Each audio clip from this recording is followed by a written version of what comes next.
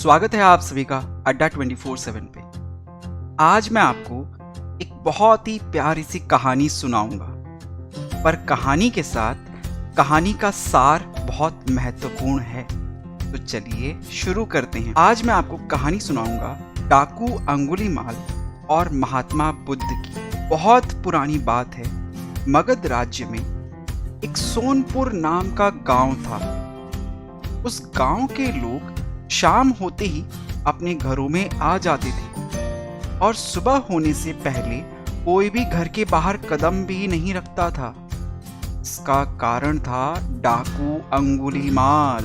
जी हाँ बच्चों, डाकू अंगुलीमाल मगध के जंगलों में गुफा में रहता था।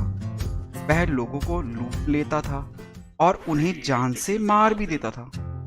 लोगों को डराने के लिए वह जिसे भी मारता उसकी एक उंगली काट लेता और उन उंगलियों की माला बनाकर पहनता था। इसीलिए उसका नाम अंगुलीमाल पड़ा। गांव के सभी लोग उससे परेशान थे, कैसे इस डाकू के आतंक से हमें छुटकारा मिले। एक दिन गौतम बुद्ध उस गांव में आए। गांव के लोगों ने उनकी बहुत आवभगत की। गौतम बुद्ध ने देखा गांव के लोग किसी बात को लेकर बहुत परेशान हैं। गौतम बुद्ध ने उनसे इनका कारण पूछा। सुनते ही गांव वालों ने अंगुलीमाल के आतंक का पूरा किस्सा उन्हें सुनाया। अगले ही दिन गौतम बुद्ध जंगल की तरफ निकल गए। गांव वालों ने उन्हें बहुत रोका, पर गौतम बुद्ध किसी की ना सुने। बुद्ध को आते देख अंगुलीमाल हाथों में तलवार लेकर खड़ा हो गया, पर बुद्ध उसकी गुफा के सामने से निकल गए और उन्हें पलटकर भी नहीं देखा। अंगुलीमाल उनके पीछे दौड़ा, पर दिव्य प्रभाव के कारण वो बुद्ध को पकड़ ही नहीं पाया। थक हार के उसने कहा, रुको। बुद्ध रुक गए और मुस्कुराकर बोले, मैं तो कब का रुका हुआ हूं, पर तुम कब ये हिंसा रोकोगे? अंगुलीमाल ने कहा, सन्यासी, तुम्हें मुझसे डर नहीं लगता? सारा मगध मुझसे डरता है। तुम्हारे पास जो भी धन है सब निकाल के दे दो, वरना जान से हाथ धो बैठोगे। मैं इस राज्य का सबसे शक्तिशाली व्यक्ति हूं। बुद्ध जरा भी ना घबराए और बोले, मैं ये कैसे मान लूं कि तुम इस राज्य के सबसे शक्तिशाली इंसान हो? तुम्हें ये साबित करके दिखाना होगा। अंगुलीमाल बोला, बताओ कैसे साबित करना होगा?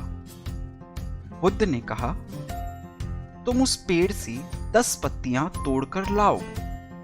अंगुलीमाल ने कहा, बस इतनी सी बात? मैं तो पूरा पेड़ उखाड़ सकता हूं।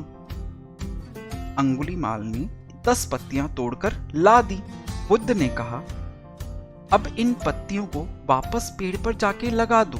अंगुलीमाल ने हैरान होकर कहा, टूटे हुए पत्ते कहीं वापस लगते हैं क्या? जब तुम इतनी छोटी सी चीज को वापस नहीं जोड़ सकते तो तुम सबसे शक्तिशाली कैसे हुए? यदि तुम किसी चीज को जोड़ नहीं सकते तो कम से कम उसे तोड़ो मत। यदि किसी को जीवन नहीं दे सकते तो उसे मृत्यु देने का भी तुम्हें कोई अधिकार नहीं। यह सुनकर अंगुलीमाल को अपनी गलती का एहसास हुआ और वह बुद्ध का शिष्य बन गया और उसी गांव में रहकर वो लोगों की सेवा करने लग गया। आगे चलकर यही अंगुलीमाल बहुत बड़ा सन्यासी और अहिंसका के नाम से प्रसिद्ध हुआ। बच्चों, कैसी लगी कहानी? इस कहानी से हमें सीख मिलती है, यदि जीवन में एक अच्छा गुरु मिल जाए तो वो हमारे जीवन को ही बदल देता है। जैसे महात्मा बुद्ध ने डाकू अंगुलीमाल के जीवन को बदल दिया। इसीलिए हम सबके जीवन में गुरु की एक बहुत ही अहम भूमिका रहती है। तो आप भी अपने गुरुओं से आशीर्वाद लीजिए और सदैव आगे बढ़ते रहिए। धन्यवाद।